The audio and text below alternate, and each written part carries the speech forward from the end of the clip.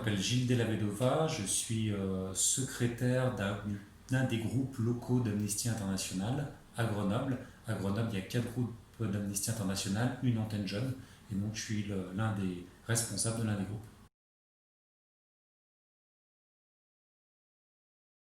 Je pourrais répondre à 3 niveaux.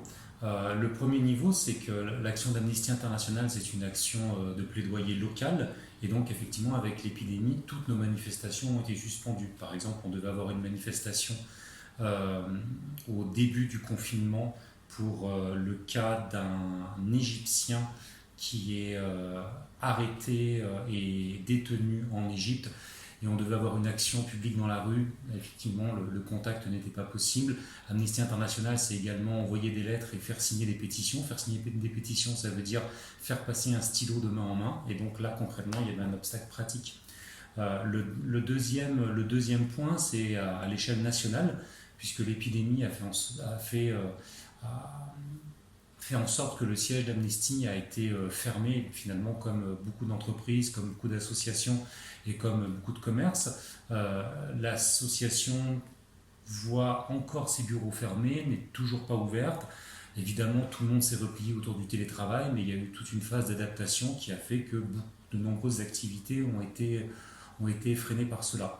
Et puis la troisième raison, enfin le troisième élément qui est peut-être un facteur d'espoir, c'est que ça ne nous a pas empêché cependant, malgré l'épidémie, de continuer à avoir des contacts à travers le site de l'association ou à travers des contacts informels que l'on peut avoir avec des personnes qui veulent nous rejoindre. Mais globalement, la plupart de nos actions ont été paralysées.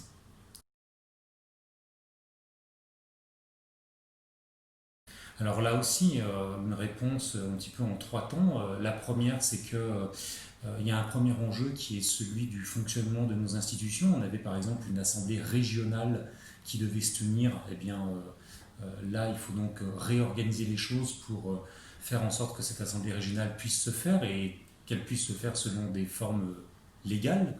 Euh, la deuxième chose, je le disais tout à l'heure avec les stylos, c'est trouver des moyens pour entrer en contact avec les gens dans la rue pour leur demander d'agir.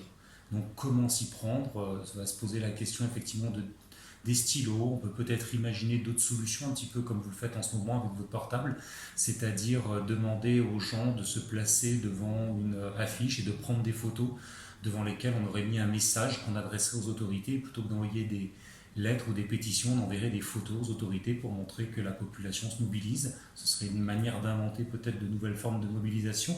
Et de toute façon, effectivement, ces nouvelles formes de mobilisation, il faudra y réfléchir de manière importante, parce que l'action d'Amnesty, c'est aussi une action d'information et de communication, par exemple en faisant connaître des films. Et là, toute l'activité aussi avec les cinémas, il va falloir la repenser. Bref, l'épidémie de Covid-19, c'est à la fois un défi et puis à la